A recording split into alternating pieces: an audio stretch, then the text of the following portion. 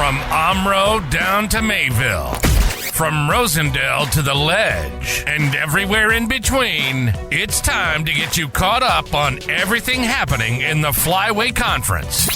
This is the Flyway Focus Sport Report, your home for the best whip-around coverage of your favorite local teams. Now, with all the latest, here's Jordan King.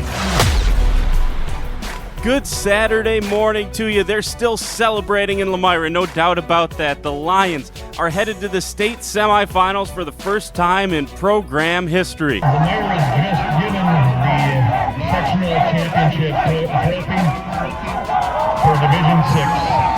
That was the sound of the celebration starting after last night's 24-7 win on the road at Cedar Grove-Belgium. Lomira got the big win despite going for less than 200 yards of offense, but the defense came up huge for the Lions, and in particular, Nate Steinman. Steinman, two big plays, picking off the Rockets on two occasions, including a pick six that he returned 30 yards to the house, clinching the win for the Lions. Our offense, we weren't doing as best as we could, so we had to make it up on defense, and getting those picks and being in the right spot just helped us out a ton.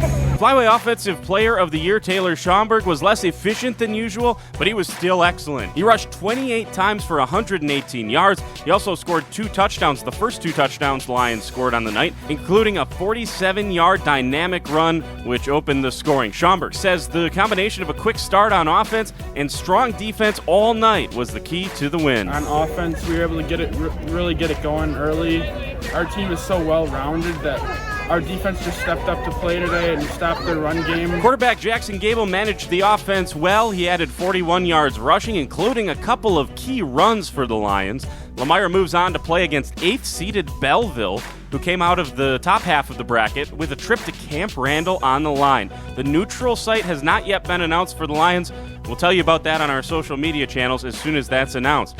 Coach Brian Gregory says his team taking it one game at a time, but the team also recognizes that it's making history. You know, there's been a lot of firsts there, a lot of things that happened in a long time, and we take a lot of pride in understanding and having perspective on the history of Lomira football, and we know this hasn't happened in a long time, and you know, we want to finish the job here. You know, we've come this far, and our goal is one at a time here, but we're a game away from a state title game. As we mentioned, the first time that Lomira has advanced to this round, the state semifinal, in its history. We'll have more coverage from this game on the website, including a photo gallery coming up this weekend, flywayfocus.com. Up in Winneconne, Mayville went toe-to-toe with the Wolves last night, but there were too many mistakes from the Cards to move on to the semifinals. They fell 20-10, the final against Winneconne. Mayville led twice in the first half. The Cards scored on their first two drives, a 23-yard Eli Milsna field goal and a 1-yard Sawyer Hardesty touchdown run. The Cardinals had to kick a field goal on that first drive after being stopped at the goal line, then a false start pushed them back and kind of killed the drive.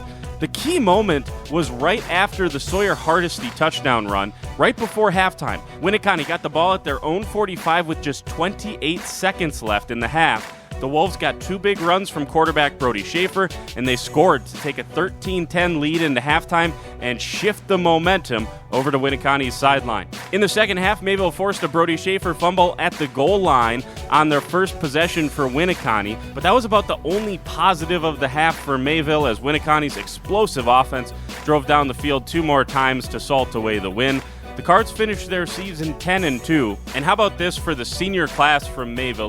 This was a special one. They were part in their 4 years, 4 times in the playoffs, 3 conference championships, 2 state championship appearances, and a total of 11 playoff wins in 4 years.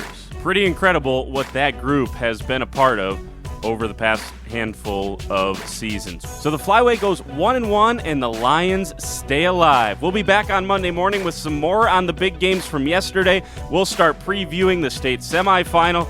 Talk to you then. For the Flyway Focus Sports Report, I'm Jordan King. Have an excellent weekend.